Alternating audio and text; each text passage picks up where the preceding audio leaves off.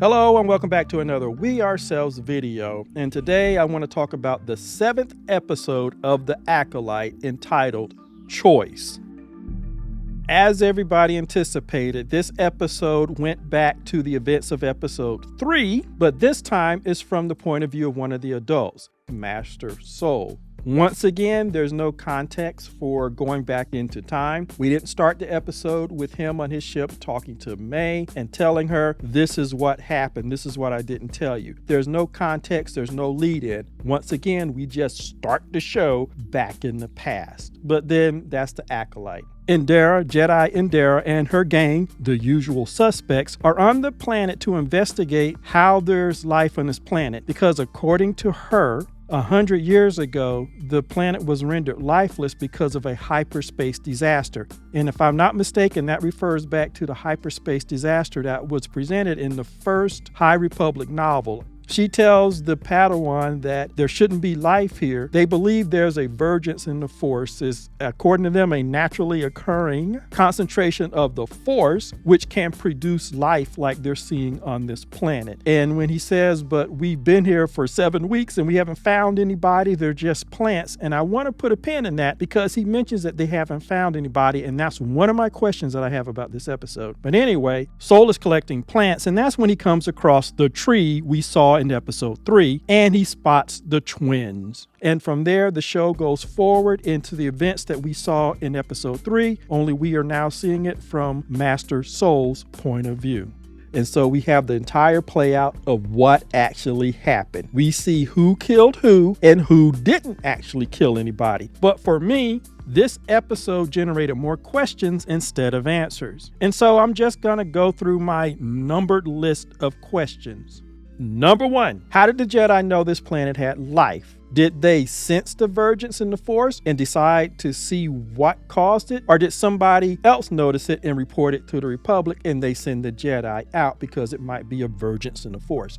And that leads to question number 2. If they sensed the vergence or thought it was there, why couldn't they actually sense it once they're on the planet and find it? Question number 3, why wouldn't you investigate existing structures like abandoned plants and factories like that on this planet during those 7 weeks that you were there? Why wouldn't you do this, particularly when the writers have the Padawan mention that there's nobody here, just plants? Number 4, and this is a biggie for me. How did Master Soul become a full Jedi with such poor emotional control? He's worse than the Padawan who's there, Indira, played by Carrie-Anne Moss. She obviously is the one who has her head on her shoulder and she knows what's going on. She's doing the right thing. She wants to contact the council. She's the one that keeps it steady and together. But it's the males, and it's really bad because it's a male of color who seems to have no emotional control. He's a Jedi. How can he act worse than the Padawan in this show? That leads to my next question, number 5. What is Soul's background and why haven't we learned anything about him before now? This man seems strangely unstable, and it seems like his determination to save one of the twins is based on something that happened to him in the past, but we get no characterization from him. And we're 7 episodes into an 8-episode season, and there's no background on him to help us understand why he's acting so erratic and emotional in this episode. Number 6, what is the Padawan's problem besides wanting to go home? He is strangely petulant, okay? For a Padawan, you'd think he would be beyond that kind of inability to focus. He just wants to go home like he's a little kid. When you compare his behavior to Jeki's behavior, it's like night and day. But what's his problem? And where's the characterization for him? Number 7, why does Torben commit suicide later? Why did he take the Baresh vow when he didn't kill anybody? He was just defending himself. He wanted to save people. So why would he feel so guilty and commit suicide? He did not get a handle on that in all those years? None of this makes any sense to me. Number 8, why did the Jedi act as if none of the witches survived when they saw a whole group of them turn into vapor and fly away. And I'm talking about in the current timeline. When May starts to go after the Jedis who were on that mission, why have none of them really talked about any of the witches surviving? The people like me who are doing these episode reviews and the Star Wars channels, they are doing all the speculation. They're the ones that's saying that one of the witches survived. But we literally see that happen, yet none of the present day Jedi are talking about any of these witches surviving. Soul is totally sketchy and he ain't saying anything, and he was there. So he's totally an unreliable witness. Number 9, where's Kamir? Supposedly he was there. That's what he kind of hinted at or actually said, but we did not see him. Are we going to see him in the next show? Are we going to find out that the witches who obviously survived, they found him or they already had him, although there were no males in the compound and they did not show any? How does he come into play? Do they train him as revenge? And if they train him as revenge, then why is he training May? Why did he just go straight for the Jedi himself? Number 10. What did Indira do to the witches that she killed? Which leads me to another point.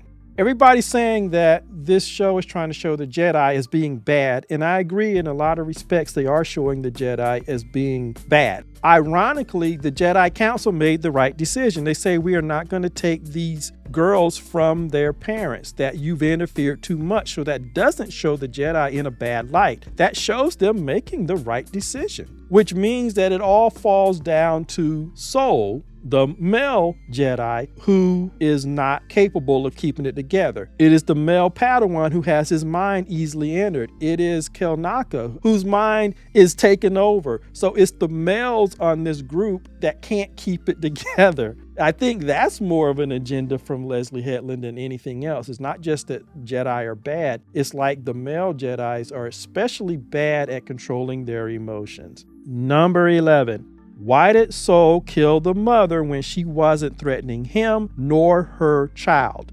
He's a Jedi. He should have been able to sense that she did not pose a threat to him nor the child who he mistakenly thought was Osha, but it didn't matter. The council had already told him, these are their kids. We are not going to interfere. We're not going to take them from them. Leave them alone. You've interfered too much. He's also a Jedi. Within story, it makes no sense for him to pull out his lightsaber and stab her in the heart when she was not a threat to him. She did not want the witches to use violence. She had already decided to let her daughter go with them.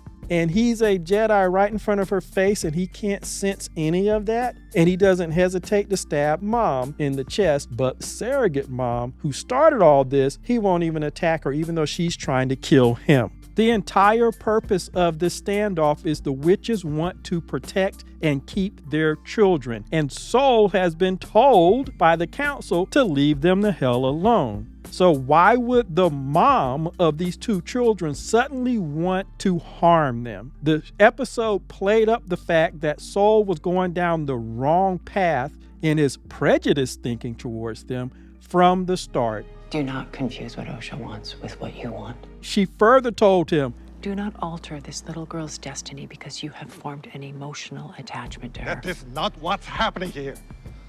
And later, she also tells him, I want to do what's best for Osha. You don't get to decide that.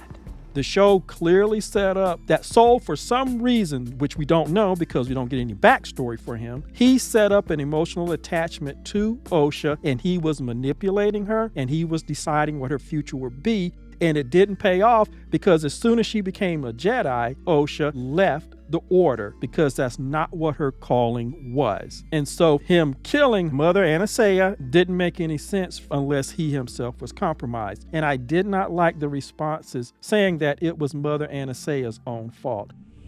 Those are my questions that I had after watching this episode. Tell me what you think in the comments, and also like, subscribe, and share, and I will see you in the next video.